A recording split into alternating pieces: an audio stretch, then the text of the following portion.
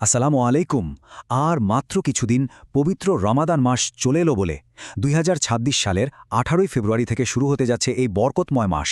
তো আজকের এই আলোচনায় আমরা রোজার নিয়মকানুন থেকে শুরু করে এর পেছনের গভীর আধ্যাত্মিক দিকগুলো নিয়ে কথা বলবো, যা পুরোটাই সাজানো হয়েছে কোরআন আর সহিহ হাদিসের আলোকে।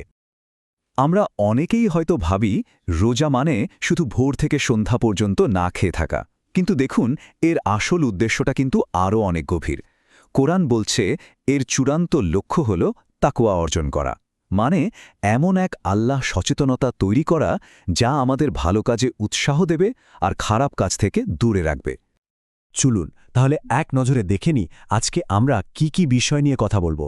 আমরা এই ৬টা ধাপে পুরো বিষয়টা বোঝার চেষ্টা করব, যাতে রমাদানের প্রতিটি দিক আমাদের কাছে একদম পরিষ্কার হয়ে যায়। তো চলুন একদম গোড়া থেকে শুরু করা যাক। এই যে আমরা রোজা রাখি, এর পেছনের মূল কারণটা কি? এই পবিত্র মাসের ভিত্তিটা আসলে কোথায়? চলুন সেটা একটু গভীরে গিয়ে বোঝার চেষ্টা করি। তাকওয়াই হলো রামাদানের একেবারে কেন্দ্রবিন্দু। এটা আসলে একটা স্পিরিচুয়াল ট্রেনিংয়ের মতো। এই এক মাস আমরা শুধু খাবারই নিয়ন্ত্রণ করি না, নিজের রাগ, লোভ, কথাবার্তা সব কিছু নিয়ন্ত্রণ করার চেষ্টা করি। আর এর মাধ্যমেই আমাদের আত্মা পরিশুদ্ধ হয়, আল্লাহর সাথে আমাদের সম্পর্কটা আরও গভীর হয়। আর এই স্লাইডটা দেখুন, কি অসাধারণ কিছু পুরস্কারের কথা বলা হয়েছে। ভাবুন তো, পুরো মাস জুড়ে জান্নাতের দরজা খোলা থাকছে, গুনাহ মাফ করা হচ্ছে, আর শুধু রোজাদারদের জন্য জান্নাতে রাইয়ান নামে একটা বিশেষ গেট থাকছে। এগুলো সবই আল্লাহর পক্ষ থেকে আমাদের জন্য অসাধারণ কিছু উপহার। আচ্ছা, আধ্যাত্মিক দিকটা তো বোঝা গেল। এবার চলুন একটু প্র্যাকটিক্যাল দিকে যাই।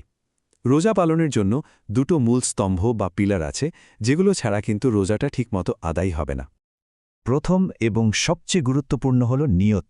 নিয়ত মানে হল অন্তরের সংকল্প, মানে আমি যে এই রোজাটা রাখছি সেটা শুধুই আল্লাহর সন্তুষ্টির জন্য। এটা মুখে নির্দিষ্ট কোনো দোয়া পড়ে করার বিষয় না, এটা পুরোপুরি ভেতর থেকে আসতে হবে। নিয়ত ছাড়া সারাদিন না খেয়ে থাকাটা স্রেফ উপোস করা হবে, ইবাদত হবে না। তবে নিয়তের সময়ের ক্ষেত্রে কিন্তু একটা জরুরি পার্থক্য আছে। রমাদানের ফরজ রোজার জন্য নিয়তটা অবশ্যই ফজরের আজানের আগেই করে ফেলতে হবে। এমনকি সেহরি খাওয়ার জন্য ঘুম থেকে ওঠাও কিন্তু একটা নিয়ত হিসাবেই ধরা হয়। কিন্তু নফল রোজার ক্ষেত্রে নিয়মটা একটু শিথিল, দিনের বেলাতেও নিয়ত করা যায়। এই সেকশনটা খুব গুরুত্বপূর্ণ, কারণ রোজা ভাঙা নিয়ে আমাদের মধ্যে অনেক রকম ভুল ধারণা কাজ করে, অনেক কনফিউশন তৈরি হয়। চলুন সেগুলো একটু পরিষ্কার করে নেওয়া যাক। হ্যাঁ, এই প্রশ্নটা আমাদের প্রায় সবার মনেই ঘোরে, তাই না? বিশেষ করে আজকালকার দিনে যখন নানা রকম চিকিৎসার প্রয়োজন হয়। তো এর উত্তরটা কি? চলুন পরের স্লাইডেই দেখি। দেখুন, মূলনীতিটা কিন্তু বেশ সহজ। যা কিছু আমাদের শরীরে খাবার বা পানীয়র মতো পুষ্টি যোগায়, যেমন ধরুন গ্লুকোজ, স্যালাইন, সেটা রোজা ভেঙে দেবে। কিন্তু যেটা শুধু চিকিৎসার জন্য, যেমন ইনসুলিন বা চোখের ড্রপ, তাতে সাধারণত রোজার কোনো ক্ষতি হয় না। আর ইসলামের সৌন্দর্যটা দেখুন এখানেই। যদি কেউ ভুল করে, মানে একদমই অনিচ্ছাকৃতভাবে কিছু খেয়ে বা পান করে ফেলে, তাহলে কিন্তু তার রোজা ভাঙে না। হাদিসে বলা হয়েছে এটা আসলে আল্লাহর পক্ষ থেকে তাকে রিজিক দেওয়া হয়েছে। তাকে শুধু মনে পড়ার সাথে সাথে খাওয়া বন্ধ করে বাকি দিনটা রোজা পূর্ণ করতে হবে। এবার আসা যাক একজন রোজাদারের দিনের সবচেয়ে প্রিয় আর বরকতময় দুটো সময়, সেহরি আর ইফতার। এই দুটো সময়ের গুরুত্ব আসলে কতটা? ইফতারের সময়ে এই সহজ সুন্নাগুলো পালন করার চেষ্টা করা উচিত। যেমন সময় হওয়ার সাথে সাথেই ইফতার করা, খেজুর বা পানি দিয়ে রোজা খোলা। আর একটা কথা মনে রাখতে হবে, ইফতারের ঠিক আগ মুহূর্তটা কিন্তু দোয়া কবুলের জন্য এক অসাধারণ সময়। এই সুন্দর হাদিসটা শুনলে মনটা ভরে যায়, তাই না? একটা আনন্দ হলো ইফতারের সময়, যখন সারাদিনের ক্লান্তি শেষে স্বস্তি মেলে, আর আরেকটা সবচেয়ে বড় আনন্দটা অপেক্ষা করছে আখেরাতে, যখন সে তার রবের সাথে দেখা করবে। কিন্তু এমন তো অনেকেই আছেন যারা অসুস্থতা বা অন্য কোনো গুরুতর কারণে রোজা রাখতে পারেন না। তাদের জন্য ইসলাম কি সুন্দর আর সহানুভূতিশীল ব্যবস্থা রেখেছে, চলুন এবার সেই বিশেষ পরিস্থিতিগুলো নিয়ে কথা বলি।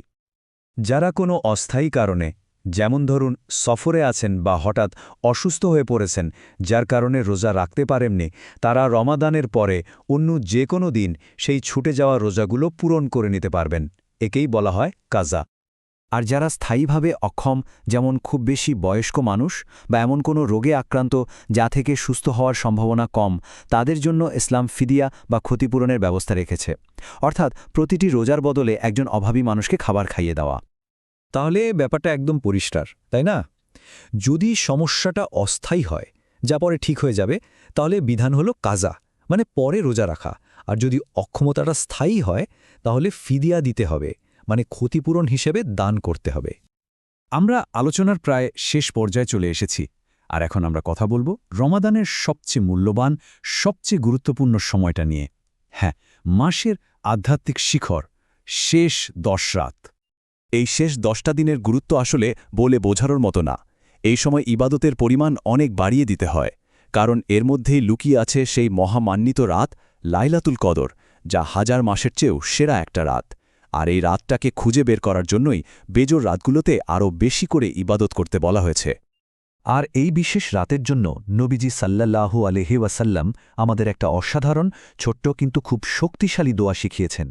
এর অর্থ হল, হে আল্লাহ, আপনি তো ক্ষমাশীল, আর আপনি ক্ষমা করতে ভালোবাসেন, তাই আমাকে ক্ষমা করে দিন। এর চেয়ে সুন্দর প্রার্থনা আর কি হতে পারে?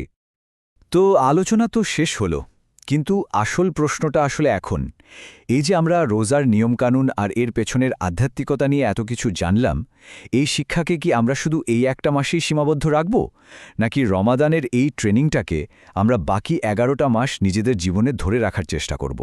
ভাবনার বিষয়, তাই না?